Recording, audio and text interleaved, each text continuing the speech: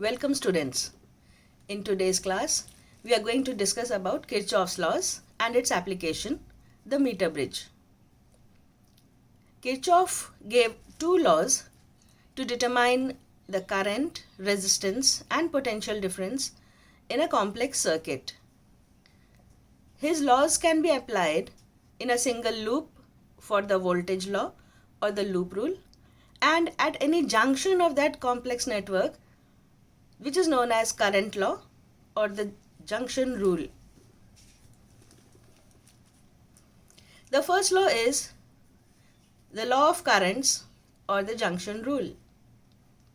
In this, Kirchhoff told that if we select a junction of a complex network, then the net current at any junction of the electrical network always sums to 0.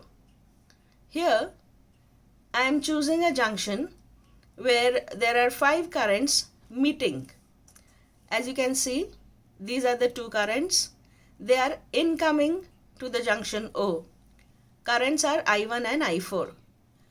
Then I have taken 3 more currents, I2, I3 and I5, that are going away from the junction O.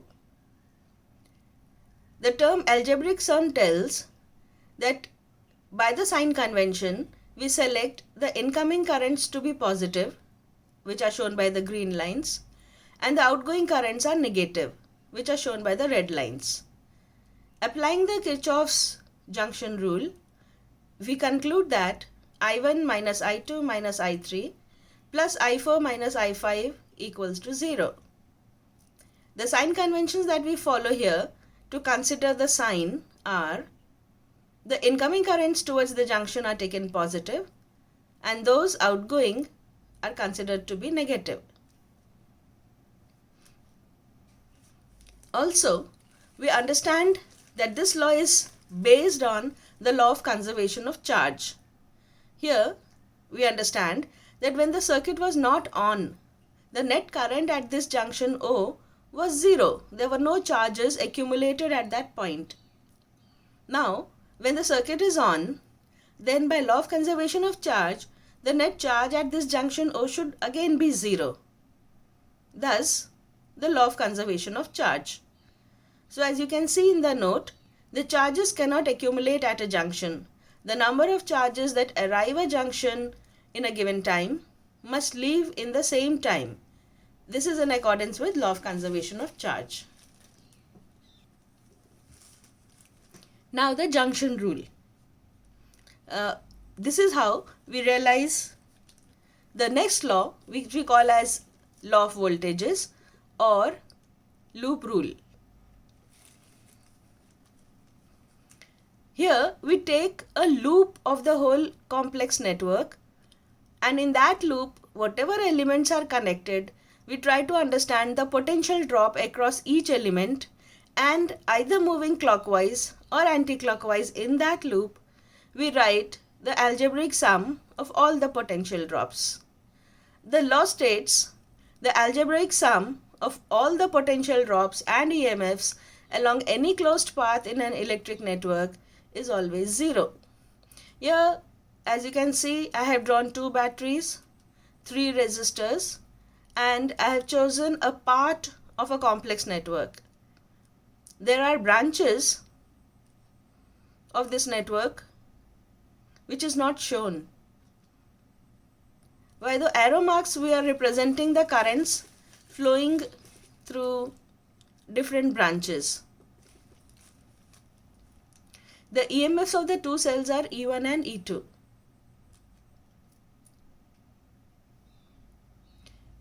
If we move anti-clockwise in this loop A, B, C, A, then you can see that the current I1 is flowing from B to A. Thus, comparatively B is at a higher potential than that at A, so that the current flows from B to A. So the potential drop from across the resistance R1 from B to A will be I1 R1. Then while moving from the negative terminal to the positive terminal of the battery E1 through the electrolyte, we are moving from lower potential end to the higher potential end. So it is potential rise. So we get minus E1.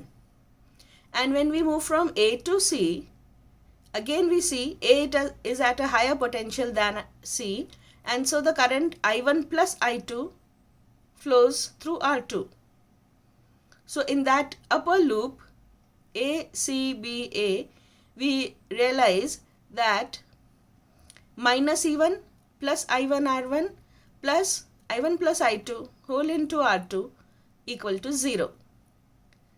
Because the currents are in the direction of anticlockwise, so they are positive, and the EMF through the battery while moving from in anticlockwise direction comes out to be negative.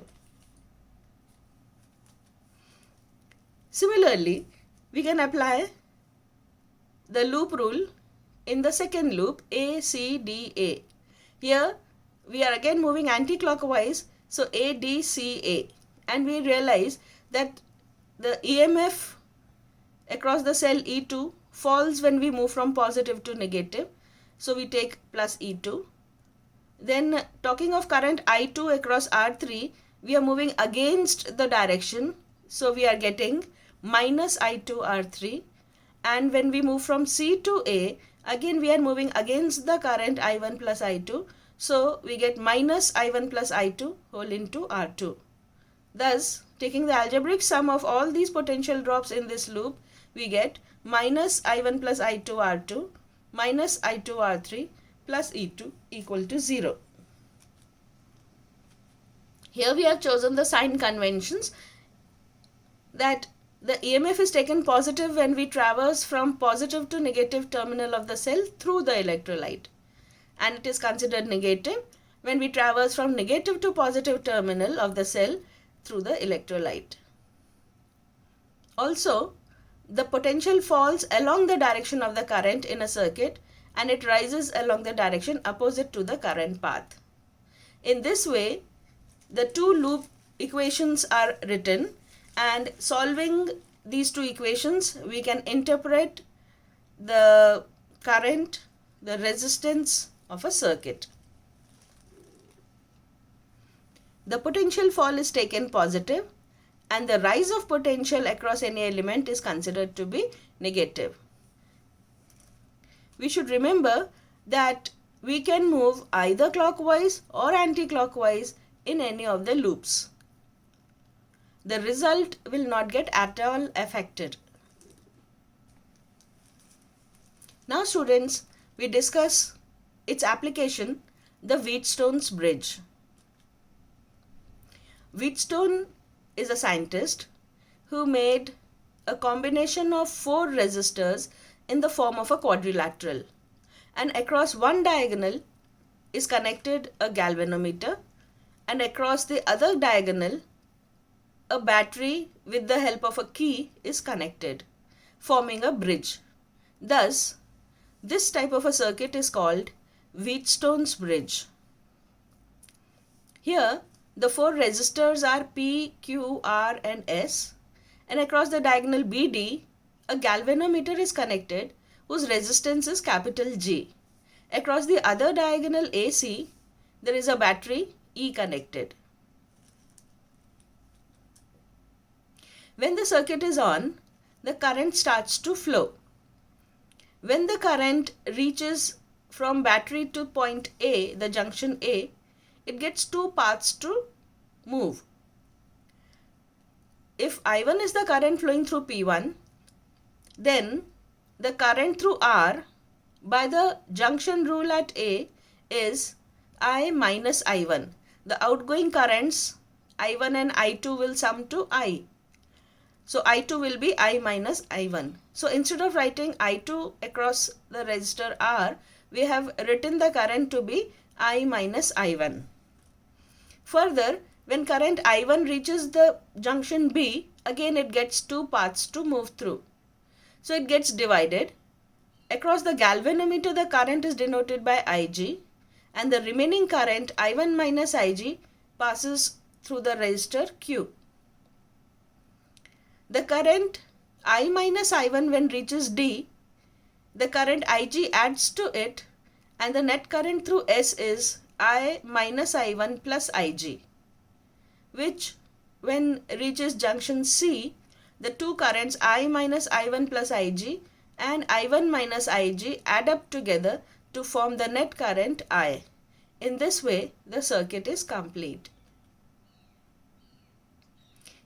These currents are distributed as per the Kirchhoff's junction rule applied at junctions A, B, C and D.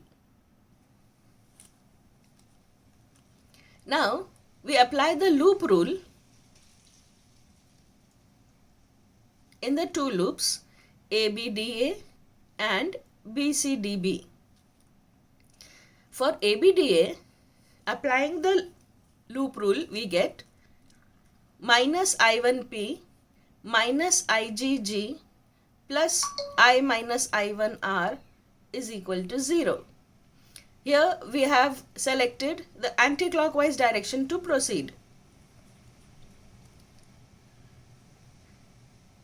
Similarly, in the other loop BCDB, we get minus I1 minus IGQ plus I minus I1 plus IGS plus IGG equal to 0.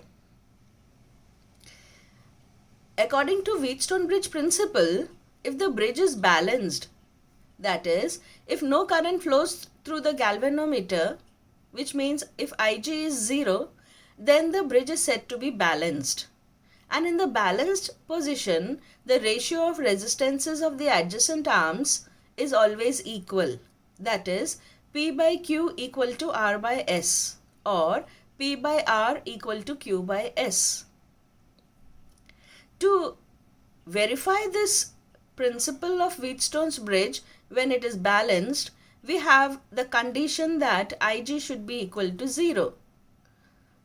Putting this condition in the above two equations, we get I1P minus I minus I1R equal to 0. Transposing I minus I1R to the RHS, we get I1P equal to I minus I1R, and in loop B, we get I1Q equal to I minus I1S. Dividing the first equation with the second, we get P by Q equal to R by S if Ig equal to 0. This is the principle of Wheatstone's bridge.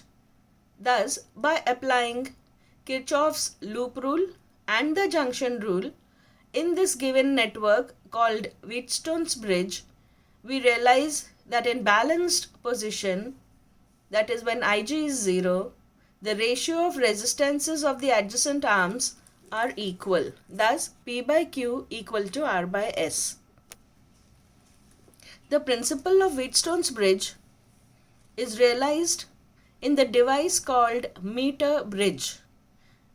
The name meter comes from the wire that is used in this device, which is 1 meter long, and the bridge term explains that this device works on the principle of Wheatstone's bridge. A meter bridge is a meter long wooden plank on which a wire AB is stretched.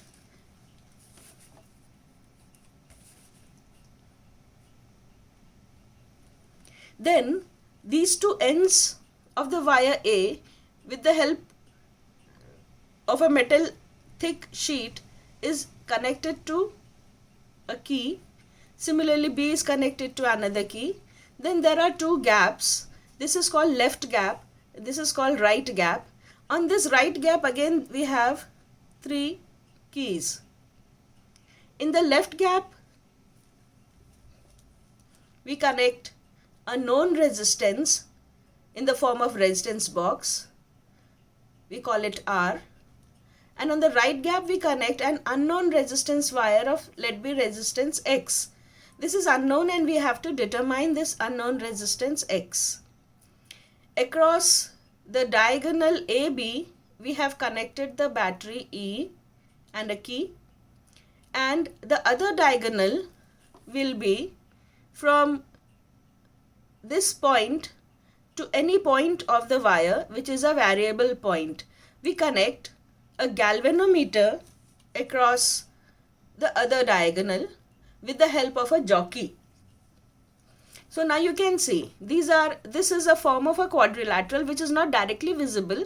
We can see this is P, Q, and wherever we get the balance where the galvanometer will show zero deflection, that point of jockey J is R and S. So P, Q, R, S. Here we choose AJ to be P, JB to the PQ, the resistance of this length of wire as P, this length resistance is taken as Q, then this is R and S. So we have formed a Wheatstone bridge on a meter long wire, hence we call it a meter bridge. Realizing and applying the principle of Wheatstone's bridge in it, we realize that we have to move the jockey from end A to end B, and somewhere in between AB, the galvanometer will show zero deflection. At a point near A, if the galvanometer shows clockwise deflection, and at a point B, it shows anti-clockwise deflection, then necessarily somewhere between A and B, it would show zero deflection. We have chosen the point J where it shows zero deflection. So the balanced length is AJ. We denote it by L centimeter. The remaining length is called 100 minus L centimeter because this is 100 centimeter of length. Now by Wheatstone's bridge principle, because we have balanced it by making the galvanometer current to be zero, we realize that the ratio of resistances of adjacent arms should be same. So we understand that R by X should be equal to resistance of length AJ and resistance of length JB. We also know that R is equal to rho L by A, where rho is the resistivity of the material of wire AB and A is the area of cross section of the wire AB. Because both are same, so when we substitute RAJ to be rho L by A and we substitute RJB to be equal to rho 100 minus L by A, then rho and A cancel out, and thus we are left with only R by X is equal to L upon 100 minus L, that is length AJ upon JB. Now we realize that we can write the equation like this. Since R is the resistance that we have chosen from the resistance box, hence it is known to us. The unknown resistance then, X, will be given by R into 100 minus L whole by L.